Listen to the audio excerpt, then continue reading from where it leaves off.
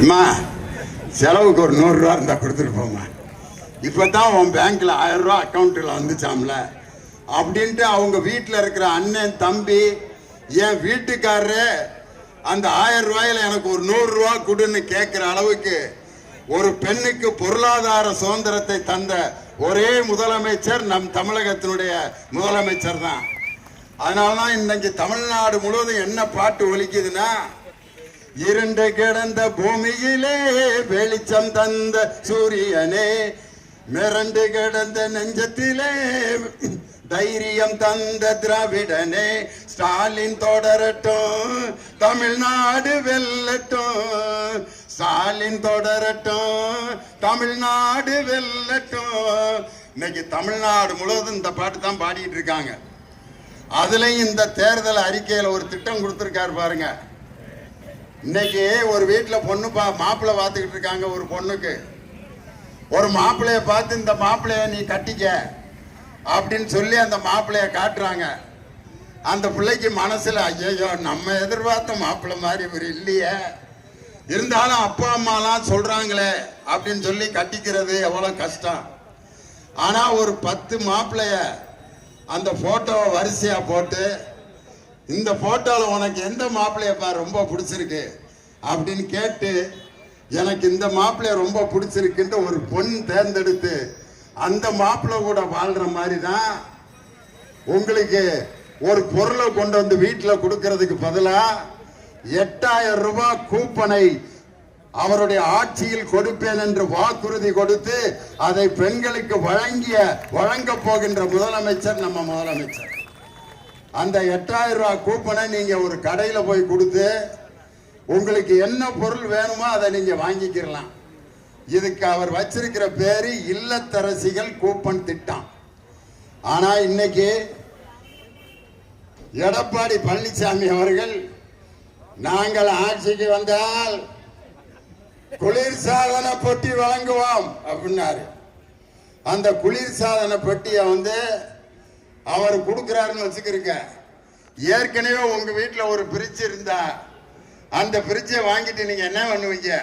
ஏற்கனவே இந்த பிரிட்ஜ் நல்லா தான் இருக்குது, இதை வேற திருப்பி கொண்டு வந்திருக்காங்க, இதை வித்துருவோம்க்கா அப்படின்னு சொல்லி அதை விற்கிறேன்னு சொல்லி யாராவது ஒருத்தர்கிட்ட ஏமாந்து அந்த பொருளை வித்து நீங்க ஏமாந்துருவீங்கன்ற ஒரே காரணத்திற்காக நீங்கள் வீட்டில் என்ன பொருள் இல்லையோ அதை தேர்ந்தெடுத்து வாங்க வேண்டும் என்ற நோக்கத்தில் சுதந்திரத்தை உங்கள் கையில் கொடுத்த ஒரே முதலமைச்சர் நம் தமிழகத்தினுடைய முதலமைச்சர் முத்துவேல் கருணாநிதி ஸ்டாலின். வருகின்ற மே மாசம் 4ஆம் தேதி டிவிலையும் ரேடியோலையும் அறிவிப்பாங்க. என்ன அறிவிக்க போறாங்க தெரியுமா? மே மாசம் 4ஆம் தேதி காலையில 10 மணிக்கு ஆல் இண்டியா ரேடியோ மாநில செய்திகள். வாசிப்பது செல்வராஜ்.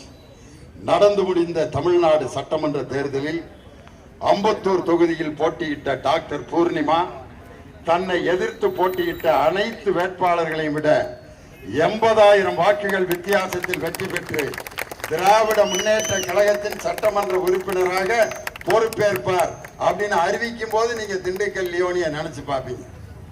இன்னைக்கு பாத்தீங்கன்னா ஒரு வீட்டுல ஒரே ஒரு பொம்பளை பிள்ளை பிறந்திருக்கான். அந்த பிள்ளைய அவங்க அப்பா கட்டி கொடுத்திருப்பாரு.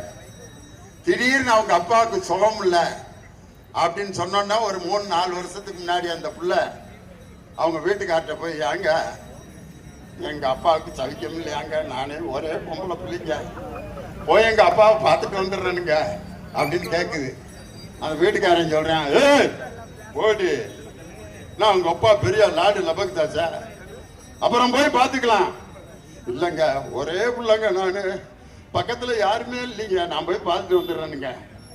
முடியாது, நான் சொல்றப்ப தான் நீ போகணும், உள்ளபடி அப்படின்னு திட்டுறாரு. ஆனா இன்னைக்கு என்ன நிலைமை தெரியுமா?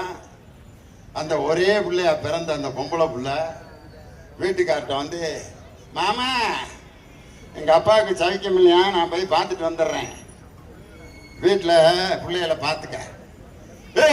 பஸ்ஸுக்கு என்னடி செய்வேன்? எங்க அண்ணன் ஸ்டாலின் விடியல் பயணம் பஸ் விட்டுருக்காரு, அதுல ஏறி போய் எங்க அப்பாவை பார்த்துட்டு வந்துடுவேன்.